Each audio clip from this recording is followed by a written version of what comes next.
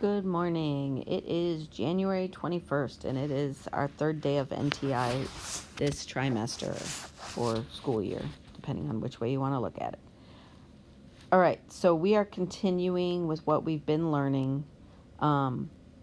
Just a brief review.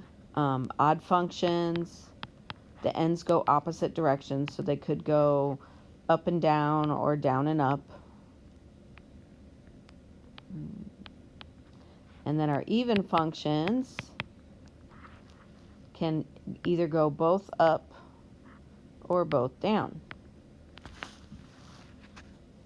So this particular function, our ends are going in opposite directions, so we know this function is odd. And then because it started down and went up, remember a linear graph like this one, it starts down and goes up. This is a positive slope. So this is odd, positive. And then other questions it asks is about the maxes and mins, which we've been doing. So this particular problem has two mins and it has two maximums.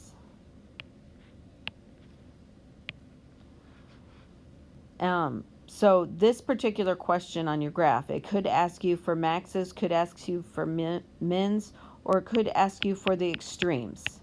Extremes mean it wants both. So extremes, in this instance, we have two max, two min, so there are four extreme values, local extreme values. We also use the word extrema.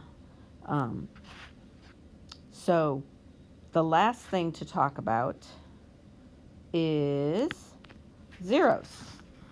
Remember, zeros are called roots, x-intercepts, solutions. All of these things mean the same thing. Where does it cross the x-axis? So right here is 1 0. Here is another 0. Here's our third 0, and this is our fourth 0. So there are 4 zeros in this graph. All of your problems today, the graphs will be given to you. You just have to get the information off the graph, saying whether it's odd, even, positive, negative, does it have minimums, does it have maximums, or how many extreme values are there, and then the zeros. So let's look at our next example.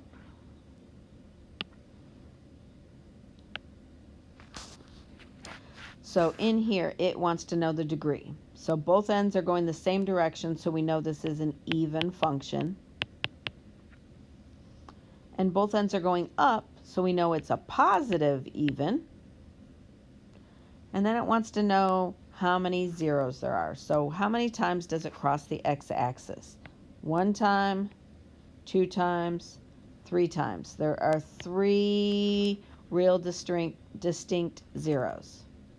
Then this one asks for relative extremes or local extremes. So we want to know how many mountains and how many valleys there are.